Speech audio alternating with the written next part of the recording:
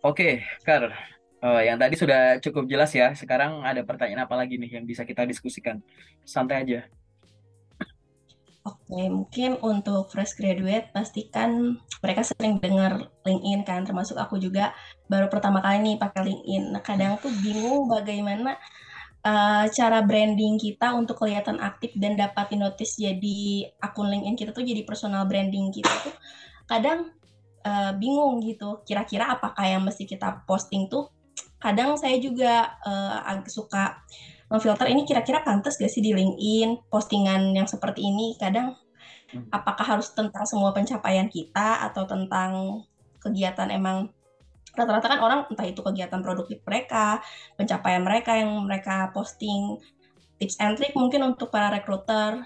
Kadang kita mungkin fresh graduate bingung ngegunainnya gimana, terus apa yang layak diposting atau yang enggak, kira-kira terus seperti apa cara penggunaannya, terus kalau misalkan kita orang-orang kan ada yang banyak mensosialisasikan nge-DM langsung ke para rekruter kah, entah itu HRD kah, langsung nge-DM untuk misalkan menawarkan diri mereka kira-kira kompeten di bidang ini untuk bisa dapat pekerjaan. Nah, kadang-kadang itu kita bingung etikanya seperti apa, gimana caranya, dan uh, ke siapa, dan profilnya yang seperti apa yang kira-kira bisa kita uh, DM gitu. Karena kan nggak semua orang mungkin berkenan, takutnya ada yang apa nih gitu. Kira-kira gitu sih Kak, mungkin dari LinkedIn-nya sendiri mungkin secara general aku masih bingung. Oke. Jadi ngomongin soal LinkedIn ya. Pada saat kita ngomongin branding di LinkedIn, branding itu adalah suatu rangkaian kegiatan. Dari awal sampai akhir yang pada dasarnya itu tujuan akhirnya itu memberikan impact ke lingkungan dan kita tuh ikut kena dampaknya gitu. Intinya tuh kayak gitu branding tuh.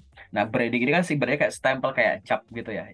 Sesuatu yang ingin orang sematkan pada kita, kita tuh pengen dikenal sebagai apa. Branding itu ada yang jangka pendek, jangka panjang. Jangka pendek ya terkenal bentar, habis itu kita dilupakan gitu. Nah, aku nanya dulu, berarti kan karir kan jangka panjang ya kan, pengen karir sampai pensiun kan, sampai tua gitu kan. Artinya branding kan berarti jangka panjang dong brandingmu gitu. Maka silahkan lakukan kegiatan branding ya memang untuk jangka panjang gitu. Oke? Nah, apa yang bisa dilakukan pakai LinkedIn?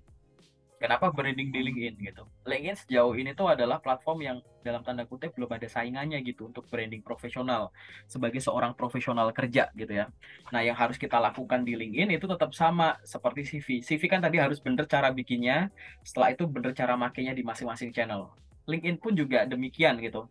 LinkedIn harus bener cara bikinnya dan bener cara pakainya. Bener cara bikin tuh apa? Tidak lebih dari sekedar punya akunnya. Tapi infonya harus dilengkapi dulu semuanya. Mulai dari paling atas tuh banner, nanti sampai paling bawah di bagian interest tuh. Gitu. Itu harus bener dulu cara bikinnya. Terus bannernya tuh nggak cuma sekedar lengkap. Cara nulisnya udah bener belum? Udah baik belum? Sopan belum? Menjual belum? Karena kan kita nulis di situ bukan curhat gitu. Kita akan mendisplay informasi yang ibaratnya siapapun yang mengunjungi, siapapun yang baca itu akan mempertimbangkan kita sebagai seorang yang bla bla bla gitu kan. Gitu. Jadi di situ kita pertimbangkan itu dulu. Nah, banyak orang kesalahannya tuh ada tiga tipe tuh. Pertama, bikinnya benar, tapi cara pakainya salah gitu. Jadi profilnya udah lengkap gitu. Ya, profil udah lengkap banget gitu. Tapi apa? Lebih sibuk habis itu langsung apply loker aja gitu. Dia nggak bikin postingan, dia nggak nambah koneksi untuk di-connect atau di-follow gitu. Nggak ada interaksi kayak gitu. Muncul notif tertentu yang kamu bisa berinteraksi sama orang, nggak. Ibaratnya kayak lengkapin profil, cari loker aja, mikirin kayak seolah mikirin diri dia sendiri dulu kayak gitu gitu. Ya ini nggak optimal gitu bahasanya. Atau sebaliknya, dia udah bener cara pakainya gitu kan. Apply sana sini, ada yang bikin postingan komen sana sini, bikin postingan gini-gini. Tapi belum bener gitu bikinnya, masih banyak yang kosong-kosong gitu.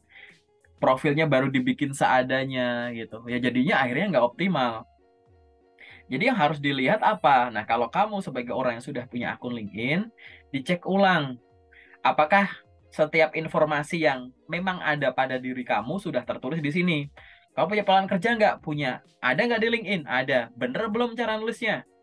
Punya magang nggak? Punya. Ada nggak di LinkedIn? Bener belum cara nulisnya? Punya pengalaman ini. Ada pendidikan. Ada nggak di LinkedIn? Bener nggak cara nulisnya gitu-gitu? Udah update belum? Jangan-jangan ada yang terbaru belum diupdate gitu. Coba dicek dulu kelengkapan infonya. Setelah ada kelengkapan info, cek juga nih aktivitas yang hubungannya dengan interaksi sama orang lain apa yang sudah aku lakukan dan yang belum. Nanti berfokus dulu sama yang belum, nanti akhirnya sudah dulu. Buat apa? Sama seperti CV tadi, punya journey-nya gitu loh. Biar kita punya kepekaannya. Wah, aku belum posting-posting ini nih. Aku belum pernah sharing ini itu deh. Apa ya? Itu sesuai pertanyaanmu barusan ya gitu. Udah connect sama orang belum gitu. Jangan-jangan koneksi kita masih di bawah 501 orang gitu minimum gitu. Ya kan? Baru sedikit koneksinya, postingan juga nggak ada dan lain-lain gitu. Dicek dulu. Karena yang kita seimbangkan adalah profilnya lengkap, kita interaksi sama orangnya juga banyak. Sama kayak kamu bikin toko lah gitu ya. Tokonya seadanya kau udah promosikan, ayo ayo ayo sini sini ke tempat saya bla bla bla, tapi tokonya displaynya dan lain-lainnya malah belum siap. Atau tokonya udah bagus udah jadi, nggak ada promosi gitu. Ya siapa yang tahu ada toko sebagus ini selengkap ini gitu. Ya kan kayak gitu. Jadi lo itu harus balance. Nah, kita masuk ke pertanyaan kamu. Pada saat saya ingin branding, ya, saya ingin branding diri saya di LinkedIn, apa yang harus diposting, ya kan? Satu, pikirin dulu apa yang kamu bisa dan apa yang kamu terbiasa. Pikirin dulu itu. Bisa dan terbiasa ini ditarik dari apa ya? Ditarik dari background yang biasa kamu lakukan. Dari pengalaman magang kamu dapat apa? Ada nggak yang bisa di-share ke orang lewat LinkedIn? Dari pengalaman pendidikan kamu dapat apa? Mata kuliah kan banyak, SKS kan banyak. Sharing lah ke sana. Aku udah pada lupa, sambil buka buku aja nggak apa-apa bikin konten, ya kan? Dari sisi kamunya kamu juga ternilai, punya nilai tertentu, kamu baca ulang juga ilmu kamu nambah gitu kan? Itu. Jadi coba bayangkan apa yang kamu bisa dan kamu terbiasa. Setelah itu ya bayangin dulu tuh, aku bisa apa sih, aku biasa apa sih gitu. Yang nomor dua, baru bayangkan kamu pengen dinilai orang sebagai apa. Aku pengen ahli di bidang ini, aku pengen dinilai ahli di bidang ini, di sektor ini gitu. Berarti akhirnya yang bisa dan terbiasa yang berhubungan dengan itu apa gitu. Paham ya? Kayak gitu. Aku pengen dinilai orang yang ahli soal tanaman gitu. Jadi aku lebih ke arah sana. Aku bisa dan terbiasa ya aku bisa berkebun, aku terbiasa berkebun, aku kuliahnya jurusan ya pertanian gitu misalkan. Ya udah nggak apa-apa, berarti aku pengen dinilai sebagai orang yang menguasai pertanian dari sisi kompleks, dari sisi sudut pandang akademis gitu ya, atau sudut pandang kita orang-orang awam pun siapapun bisa ngelihat gitu. Hari ini aku mau sharing tips ya menyiapkan media tanam, jenis-jenis media tanam. Ini ada tanah, ada ini sekam, ada ini, terus ada batang pisang itu bisa media tanam dan lain-lain. Besok aku share soal cara mengatasi hama semut. Besok aku share cara mengatasi ini, cara mengatasi tanaman yang sulit berbuah terus gitu. Potong-potongan ilmumu itu loh. Padahal kalau di kuliah itu tuh sebenarnya baru bab satu. Tapi coba dari paragraf atau satu halaman, kamu punya buku kuliah bab satu tuh halaman 1 sampai halaman 50 itu mungkin dari satu halaman atau satu lembar bolak-balik tuh bisa jadi satu konten gitu postingan. Di sisi kamu mengingat mata kuliah kamu, di sisi orang awam yang bukan target kamu, mereka dapat info akhirnya follow atau malah minta koneksi ke kamu gitu. Jadi kamu butuh menaikkan koneksi tapi kamu nggak kecapean buat connect dulu. Orang akan yang connect ke kamu kan lebih mudah tinggal confirm gitu kan. Terus dari sisi branding kamu ya kamu nanti cepat atau lambat akan dikenal sebagai orang yang memang menyukai bidang itu, kuliah di bidang itu, ada loker di bidang itu ya akhirnya wajar kalau dicek gitu. Nah, hal-hal semacam inilah yang dilakukan. Ya. Banyak orang yang pengen kerjanya apa, brandingnya apa. Nggak sesuai. Ya nanti gimana kita percaya kalau kamu memang ahli dan suka di bidang itu, terbiasa soal itu gitu. Coba bikin konten itu yang otentik gitu. Habis kita baca buku, kita nangkepnya apa, ya bikin postingan otentik gitu. Daripada, sorry ini misalkan, ada konten bagus dibikin orang di TikTok, kamu download, kamu share ulang ke LinkedIn. Yang keren nanti adalah kreator pertamanya, paham nggak? Gitu. Gitu. Kamu cari konten apa lagi, misalkan kajian-kajian gitu agama-agama, download, posting gitu. Yang kelihatan bagus ya si pengisi kajiannya tadi, bukan kamunya. Gitu, paham nggak gitu? Nah jadi itu bikin konten karena yang mau dinilai kan kamu. Masa postingannya bukan postingan soal kamu, hasil baca hasil ini nggak masalah, itu memang ini itu adalah landasan teorinya gitu kan. Tapi akhirnya di kontennya ya konten aslinya kamu gitu. Itu branding yang kuat di arah sana gitu. Kalau sesekali ada konten sana konten sini gitu kan, diposting nggak apa-apa, cantumin sumbernya nggak apa-apa, tapi jangan dijadikan andalan gitu. Apalagi sekarang banyak fenomena nggak ada branding, malah posting CV lah, perkenalan, diperkenalkan saya adalah ini, saya merupakan lulusan ini, yang dilampirin CV, yang dilampirin pas foto, buat apa gitu. Boleh nggak itu? Boleh, tapi kan jangka pendek, jangan diulang-ulang. Nanti kamu, aku nggak tahu udah belajar belum ya, buka channel YouTubeku, di playlist FAQ seputar karir, cari video yang judulnya boleh nggak kita posting pas foto sama CV ke timeline LinkedIn gitu. Jawaban gue jangan gitu, daripada nanti penyalahgunaan atau penyimpangan interest atau niat orang yang baca aja sih, kita jaga-jaga aja untuk kerahasiaan data pribadi juga dan lain-lain gitu. Banyak dari teman-teman yang akhirnya tiap minggu tuh posting foto perkenalan diri yang dilampirin foto foto foto. Ya bolehlah sesekali gitu kan, tapi masa nggak ada keunggulan lain selain foto yang bisa kamu display di sana gitu kan. Kenapa kamu nggak bikin video perkenalan singkat aja gitu, kamu record aja gitu, ngomong gitu. Selamat pagi Bapak Ibu warga LinkedIn dimanapun berada. Perkenalkan nama saya ini, saya merupakan lulusan jurusan ini dari universitas ini. Saat ini saya sedang mencari pekerjaan di bidang ini, misalkan menjadi ini. Bagi Bapak Ibu yang sedang ada informasi lowongan pekerjaan di kantornya, dipersilahkan untuk dapat mengunjungi profil saya sehingga saya dapat menjelaskan lebih lengkap terkait dengan kualifikasi saya. Mungkin orang yang Bapak Ibu cari adalah saya. Terima kasih. Bikin video kayak gitu, kenapa nggak diposting kayak gitu? Daripada kamu posting foto. Kalau posting foto tuh kayak, ini adalah profil saya sebagai bahan pertimbangan, nih muka saya. Seolah-olah tuh baca gitu loh. Sorry nih, sorry itu saya nih. Kan subjektif ya. Ini kan penilaianku subjektif ya. Boleh nggak aku nilai gitu? Boleh. Itu subjektif. Ya kan? Subjektif di sisi aku gitu. Karena aku kadang suka mempertanyakan gitu. Karena balik lagi, kalau ngomongin rekrutmen di luar negeri, posting foto tuh buat apa? Buat for banyak loh orang-orang di LinkedIn yang dari luar kadang sharing sama aku DM gitu kan ya, ngobrol gitu, kayak kenapa orang Indonesia suka posting foto ya di timelinenya? Kenapa suka posting CV ya? Apa emang pola di negaramu begitu ya? Aku juga bingung gitu. Ya kan? Gitu. Sebagai bahan pertimbangan, nih saya ganteng kan, nih saya cantik kan, kayak gitu. Balik lagi, branding kan jangka panjang. Kalau tahun ini kamu masih posting foto, nanti 50 tahun lagi atau 30 tahun, 20 tahun lagi posting foto, wah ini tua nih, masa gitu. Wah ini udah jelek, wah ini ada luka sini, malah jadi diskriminasi kan gitu. Jadi sesekali boleh lah, tapi kalau menurutku, apa iya, nggak ada kelebihan lain yang bisa diposting selain foto. Bahkan kalau memang benar-benar pengen ada visualnya kita, kenapa tadi nggak ngomong kayak tadi loh? Ngomong kayak tadi tuh kamu menonjolkan apa? Ada informasi terkait soal kamu. Yang nomor dua, gaya bicara kamu itu bisa kamu pamerin, ya kan? Gitu. Tanpa perlu interview, aku udah tahu cara komunikasimu kayak gitu. Yang ketiga, apalagi kalau kamu nanti ngomongnya pakai bahasa Inggris, bahasa asing tertentu misalkan, gitu. Jadi sekali posting ada kamunya, kamu memamerkan banyak hal dari sisi kemampuan komunikasi, kemampuan bahasa, background kamu apa-apa gitu.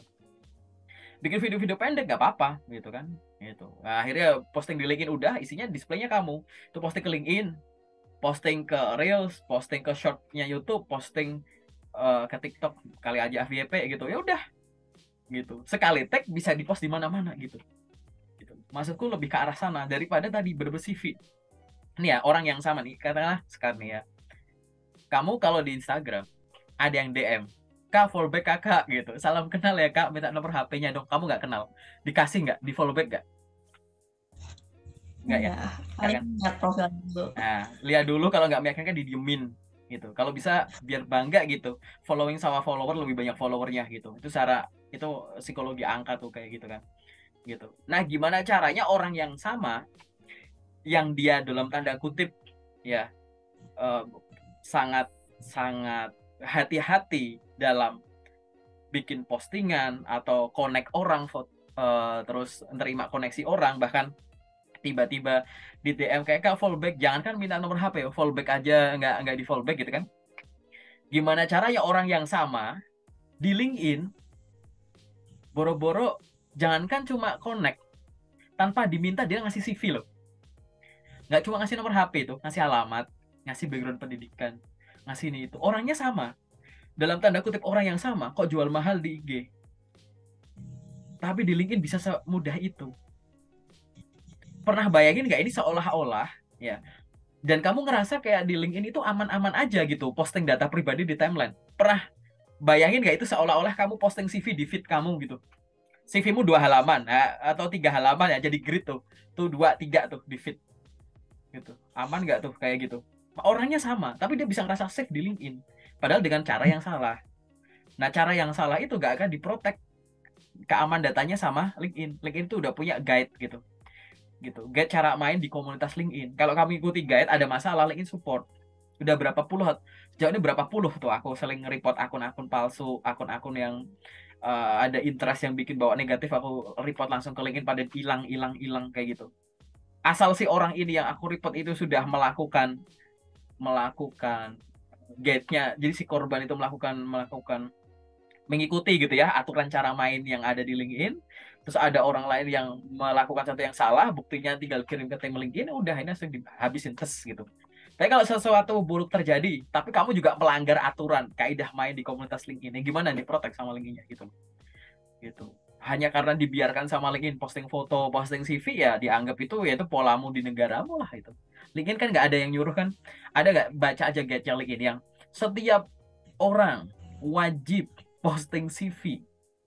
Di LinkedIn itu banyak orang yang udah hebat-hebat. Ya, kamu pasti udah ada sosok influencer, sosok inspiratif di LinkedIn.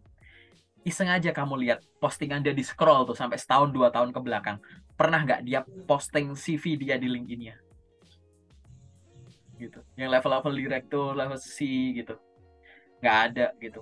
Pernah nggak dia posting CV bener di timeline gitu, gitu, atau posting pas foto yang nggak ada tujuannya, kecuali foto yang diposting itu adalah ilustrasi sebagai gambar pendukung narasi atau copywriting yang dia post. Dia bercerita soal momen dia belajar sesuatu, ikutin karantina, ikut perlombaan juara 1. Itu narasi, ilustrasinya gambar ini relevan.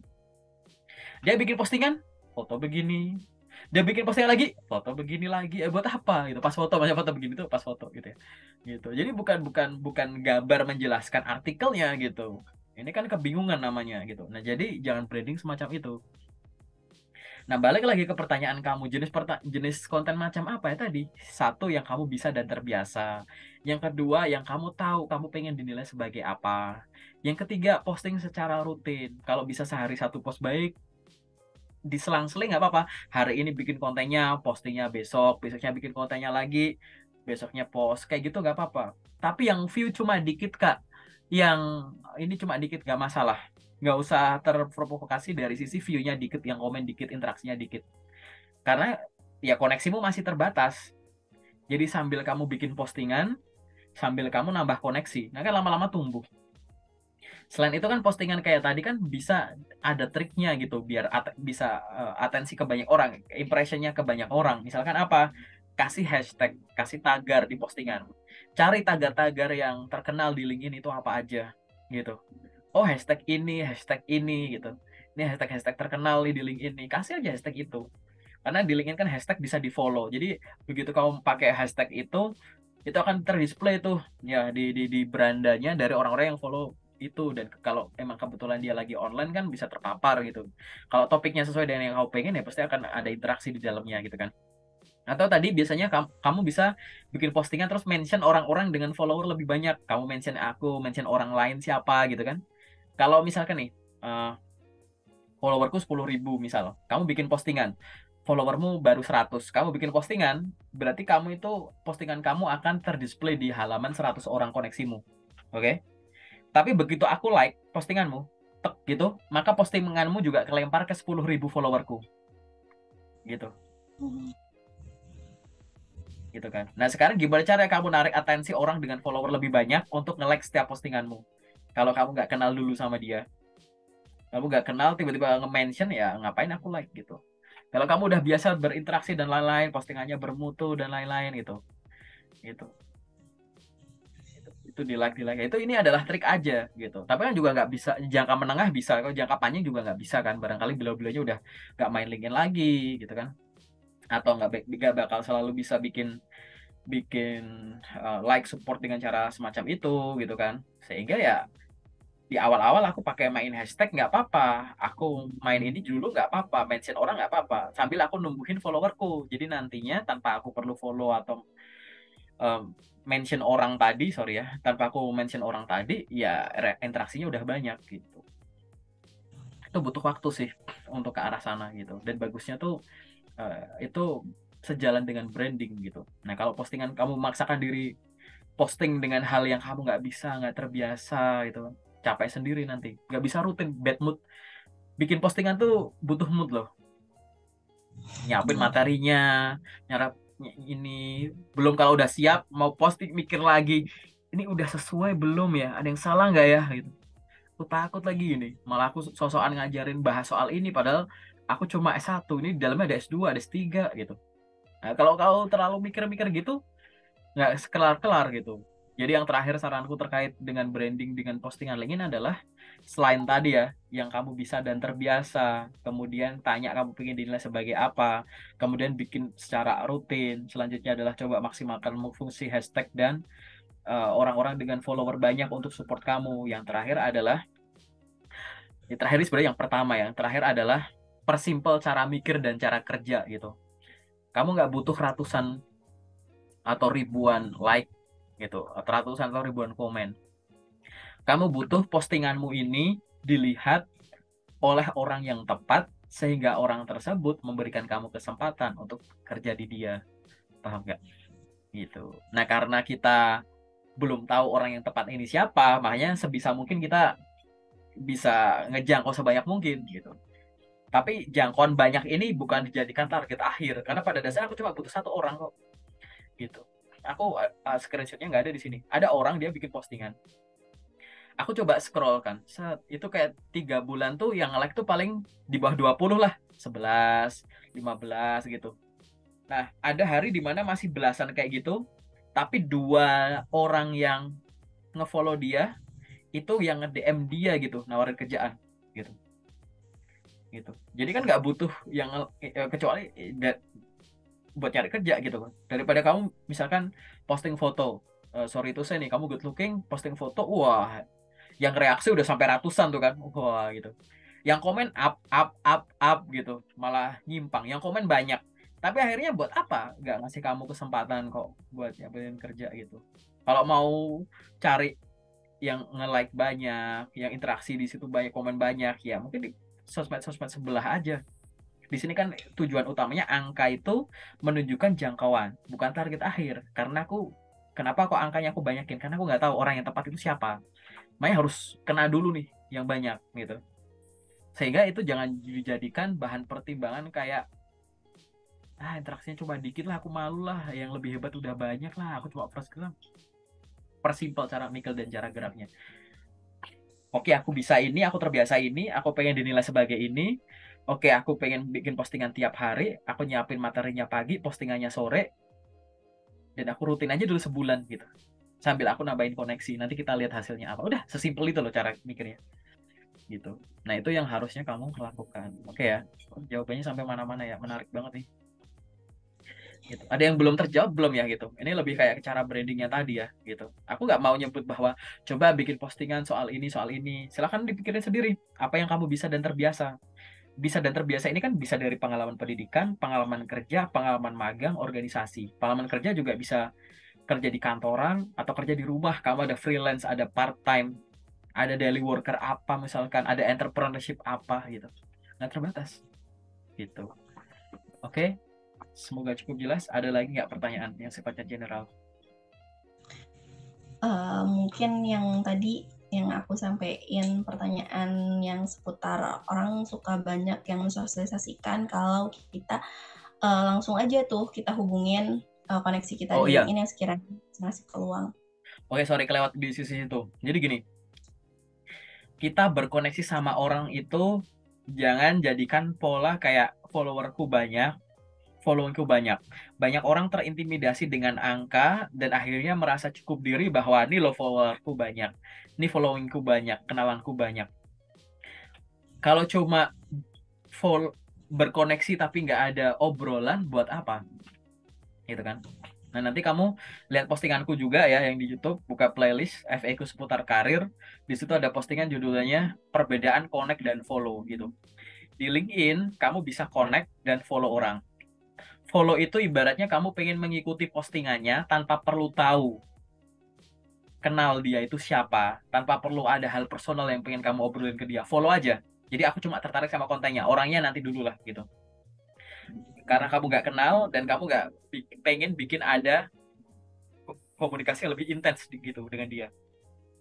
Tapi kalau kamu pengen connect gitu, kamu pengen tidak hanya memantau apapun yang dia post, tapi kamu berharap kamu ada kedekatan gitu. Yang tadi nggak kenal jadi kenal, yang tadi nggak ngobrol jadi ngobrol. Terlebih orang itu udah kamu kenal gitu kan, pernah kamu lihat, kemana kamu ketemu di mana gitu, maka silahkan connect dulu. Nah, pada saat kita udah connect, nah kita boleh melakukan banyak hal. Connect-nya harus connect siapa sih? Kita job seeker. Berarti yang kita follow adalah pemberi info locker. Pemberi info locker itu ya siapa? Ya recruiter. Gimana cara nemuin recruiter di LinkedIn? Gampang. Di menu search atas itu, ketik aja HR, HRD, Human Resource, apalagi kata kunci, recruiter, gitu. Hiring, gitu. Nanti filternya pilih people. Itu nanti akan ada orang-orang tuh, yang statusnya kayak gitu. Tinggal masukin kata kunci. Nah, itu orang-orang yang bisa kamu follow dan bisa kamu connect. Koneksiku masih di bawah 500, ya udah connect aja ke mereka. Biar suatu saat kalau kamu connect ke recruiter, kalau kamu follow recruiter, berarti kan koneksi recruitermu kan banyak, baik yang kamu ingin dekat lebih jauh sama yang cuma mantau lokernya. Mungkin sekarang aku lebih nggak terlalu banyak, tapi nanti akan ada momen di mana begitu kamu buka LinkedIn, di beranda kamu isinya loker semua. Itulah kenapa aku bisa nemu loker banyak dalam waktu singkat gitu. Karena di beranda aku isinya loker semua. Jadi loker-loker yang aku lempar ke grup yang hari ini aku lempar itu baru 40%-nya. Nanti aku mau share lagi karena ada sesi Zoom ini gitu. Itu aku dapat paling 15-20 menit doang. Yang lama tuh ngefilter. Ini asli enggak, ini masih berlaku enggak gitu. Tapi buat dapetin lokernya, LinkedIn-ku yang sekarang bisa support aku lebih cepat. Kenapa? Karena udah siap, udah ada koneksinya. Nah, itu yang harus kamu lakukan sekarang biar cepat atau lambat kamu akan seperti itu LinkedIn-nya gitu. Jadi bangun koneksinya ya yang kamu butuhin aja. Pemberi loker itu siapa? Recruiter dulu. Kalau dari level recruiter itu udah habis, kamu pengen coba siapa? Usernya aja gitu. Kamu pengen ngelamar sebagai apa? Finance staff. Ya udah cari koneksi yang jabatannya tuh finance supervisor misalkan. Gitu. Biar kamu bisa ngobrol, minta tips dan trik ke beliau gitu. Pertama tanya, misalkan, tapi ya gini ya, semua diawali dengan perkenalan diri. Setelah perkenalan diri kan diakrabkan gitu kan, gitu. Nanya minta tips dan trik, nanya soal di mana saya bisa memperoleh info update untuk sebagai ini. Kalau saya tertarik di sini gimana? Bangun kedekatan. Gak ada yang namanya aku kan cewek, masa cewek ngechat duluan? Gak ada yang kayak gitu. Oke ya, gitu. Gak ada yang kayak gitu. Oh, aku segan, gak ada kayak gitu. Tapi kalau udah chat akhirnya dicuekin nggak apa-apa. Penting perkenalan diri aja. Perkenalkan ini kan kayak chatting biasa. Selamat siang Pak, terima kasih sudah menerima permintaan koneksi saya. Perkenalkan nama saya ini berasal dari sini, saya merupakan fresh graduate lulusan ini. Semoga ke depan kita bisa berinteraksi secara profesional ya Pak gitu. Semoga Bapak sehat dan semoga Bapak sehat selalu. Kirim. Itu Ibu kirim, kirim, kirim. Ya udah yang balas. Nah, udah welcome, baru kamu mulai ada obrolan. Ibu, saya ingin mohon tips gitu. Saya ingin meminta tips gitu. Saya tertarik untuk bekerja di perusahaan ini. Berdasarkan riset saya, info locker di perusahaan Ibu itu hanya ada di sini, sini, sini. Mohon informasi, Bu, gitu. Kira-kira kalau saya ngirim lamaran itu lebih baik double-double atau di salah satunya saja. Misal kalau mau nanya itu. Atau, Bu, di mana saya bisa memperoleh informasi lowongan pekerjaan terupdate dari perusahaan Ibu? Karena saya udah cek di sini, sini, sini, itu masih belum ada info dan saya tertarik bekerja sebagai ini di sini gitu. Obrolin aja. Pokoknya dibales, bales gitu. Yang penting kita mau mulai obrol. Ingat ya, kita yang selalu memulai. Mulai connect, mulai ini. Kenapa kita mulai? Karena kita yang butuh. Namanya kerja itu bener loh. Perusahaan butuh kandidat untuk ngisi posisi kosong. Kandidat juga butuh perusahaan untuk mempekerjakan dia. Berarti kan dua sisi ini kan sama-sama butuh. Tapi kan aku ada di sudut pandangmu, sudut pandang job seeker. Gitu. Perusahaan memang butuh, tapi kalau kami jual mahal gak mau memulai obrolan dulu, ya kan kandidat gak cuma kamu. gitu. Jangan-jangan ada orang mungkin dari kualifikasinya lebih rendah dari kamu, tapi berani berkomunikasi lebih hebat dari kamu gitu. Mungkin kualifikasi lebih rendah, tapi komunikasinya jauh lebih tinggi gitu. Mau komunikasi, memulai komunikasi dengan baik gitu. Akhirnya nggak ada tuh namanya malu, segan, nggak bikin koneksi, no itu. Walaupun sampai detik ini nih, aku zoom sama kamu, masih banyak teman-teman yang, maaf nih sarjana ya, aku segan kak ngobrol sama kok ininya gitu. Aku malu kak, aku takut dicuekin. Oh kamu cuekin, iya. Udah dilakuin belum? Belum lah. Belum dilakuin, dicuekin aja belum, udah ditakutin dulu dicuekinnya kan aneh gitu. Ingat ya, kamu fresh graduate itu harus ngumpulin banyak data. Setelah ngumpulin banyak data, baru dianalisis. Salahnya di mana, kurangnya di mana. Mana yang aku udah bener, udah kuat, tinggal pertahankan. Kalau nggak ditingkatkan. Mana yang aku udah bener, tapi masih perlu ditingkatkan. Tinggal ditempa, dirutinin lagi. Mana yang aku belum bisa dan belum bener nih, nah bener dikoreksi. Bisa koreksi sendiri, bisa koreksi minta bantuan orang gitu. Gitu. Akhirnya nanti enak gitu. Itu yang aku lakuin dulu gitu, yang awal-awal aku fresh grade tuh kayak gitu. Sehari tuh aku ngirim lamaran bisa sampai minimal 70 aku target per day. Cuma dua mingguan gitu, dua dua sorry 2 bulan aku tuh 70 per day, bukan ngasal itu, karena waktu itu kondisi urgent gitu waktu tahun 2015 gitu. Tapi gara-gara itu ada momen di 2 minggu di mana panggilan ke tahap selanjutnya itu aku dapat 52 panggilan dalam waktu 2 minggu. Apa gara-gara aku hebat di bidang itu? Enggak gitu ya, aku lamar tuh di luar bidangku aja, tapi aku waktu itu mikir bahwa apa yang mereka butuhkan. CV ku apakah CV harus satu hal? Enggak, waktu itu fresh grade CV ku 3 halaman waktu itu gitu. Cuma aku intens gitu, udah pelajari ini tuh makanya langsung cari di sumbernya gitu. Oh cari di situ gini gini, jadi sehari itu ada panggilan tuh 3 atau 4 gitu, dan itu rutin tuh selama 2 minggu tuh. Aku rekap ya 52 panggilan gitu. Ada yang interview, ada yang psikotes dulu gitu. Nah ini posisiku fresh grade 7 tahun yang lalu. eh LinkedIn belum secanggih sekarang, Locker belum sebanyak sekarang gitu. Dulu kayaknya gak ada Glints deh dulu. Kalau dulu ada Glints mungkin lebih. Dan aku waktu itu statusnya udah punya grup Locker. Kalau aku, jadi aku udah ada grup Locker. Jadi kalau aku nggak ada grup Locker, aku mungkin bisa ngelamar lebih banyak dari itu. Karena kan aku butuh waktu untuk nyariin Locker buat teman-teman di grup. Bayangin, aku masih bisa ngirim sebanyak itu tanpa mengganggu gitu. Kenapa? Ya kamu time managementmu diatur juga, Kak, gitu. Waktumu 24, kamu tuh tanya gini, nanya mana diri. Aku tuh sesibuk apa sih sekarang? Aku beneran sibuk atau so sibuk sih? Gitu, gitu. Waktumu 24 jam, kurangi waktu tidurmu berapa? Misal 8 jam, oke, masih ada 16 jam. 16 jam kamu pakai untuk apa? Oh, bantu orang tua. Oke. Pagi, siang, sore, malam, sejam, 4 jam misalkan. 16 kurangi 4, masih ada 12. 12 bisa 2 jam buat aku jalan, Kak, nongkrong-nongkrong, ngopi. Oke. Dari perjalanan keluar sampai pulang berapa? 3 jam, masih ada 9 jam. Aku kadang me time dulu, Kak, ya santai-santai main HP, scroll-scroll sana sini, kepo sana sini. Berapa? 2 jam. Oke, masih ada 7 jam. Gitu misalkan. Coba definisikan waktu kosongmu tuh berapa gitu. Katakan 7 jam. Nah, 7 jam ini silahkan kamu bagi jadi dua. Mau 3,5 boleh, 4 jam 3 jam boleh, 5 jam 2 jam boleh gitu. Yang penting satu porsi untuk lamar kerja, satu porsi untuk pengembangan diri. Jadi misalkan oke aku 7 jam. 7 jam ini aku 5 jam buat ngelamar kerja, 2 jam aku untuk pengembangan diri. Ya udah. Ini sejam aku buka LinkedIn, sejam buka Jobstreet, sejam buka website, sejam follow up yang dari WA dan Telegram, sejam lewat Instagram misalkan. Udah gitu. 5 jam ini kayak ini pagi, ini siang, ini sore, ini malam misalkan gitu. Karena kan nggak nyampur kan misalkan jadwal kita gitu. Oke, gitu. Nah, terus 2 jam. Ini masih ada 2 jam untuk pengembangan diri. Oke, 1 jam buat branding di LinkedIn, 1 jam buat belajar Excel, atau 1 jam, 1 jam buat setengah jam buat bikin postingan, setengah jam buat cari ide konten, setengah jam buat belajar Excel, setengah jam buat belajar bahasa Inggris misal. Dan itu rutin tiap hari itu. Hari libur kayak enggak kayak gitu dulu, biar nanti data kamu banyak gitu. Oh ini aku udah ngelamar sekian banyak, berapa yang direspon, berapa yang enggak, berapa yang responnya lanjut ke tahap selanjutnya, berapa yang ditolak, berapa yang cuma ngegantung aja gitu, nggak direspon. Oh yang ngegantung perusahaan apa sih, coba aku carilah perusahaannya di LinkedIn, ada rekruternya, coba aku connect gitu, ntar aku DM deh kalau udah dikonfirm gitu. Itu kamu rutin tuh kayak gitu, step by step. Kalau kamu intensitas tinggi padat gitu, Akhirnya buat dievaluasi enak. Kenapa kok harus rutin? Rutin itu biar kita tuh membentuk keteraturan. Kenapa kok kita butuh keteraturan? Biar kalau ada yang salah, nandainya gampang. Aku sering banget di videoku aku bilang bahwa kamu tahu pasukan baris berbaris gitu ya, paskibraka atau pasukan militer gitu ya, yang lagi baris gitu. Coba bayangin kalau mereka lagi jalan atau marching band gitu ya, lagi jalan gitu, tuh ada satu orang yang langkahnya itu kelebihan gitu, atau lagi mau berhenti berhenti gerak, cep, terus ada satu orang kelebihan langkah, cek gitu. Kelihatan nggak? Bisa ditandain nggak kita sebagai penonton? Wah, kelebihan langkah tuh, hentakannya kelebihan.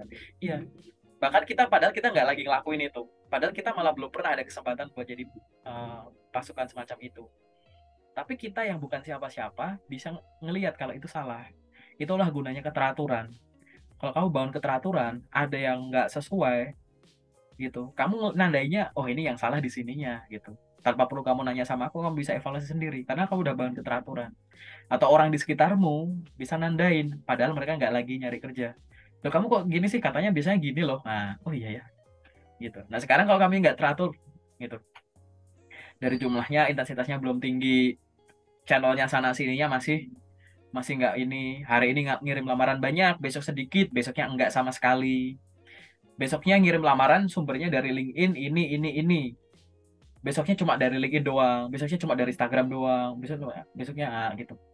Variabel peubahnya terlalu banyak, jadi kemungkinan celahnya masih banyak gitu, gitu, paham ya, gitu. Nah secara general tuh kayak gitu, cukup jelas ya sekarang ya. Jelas.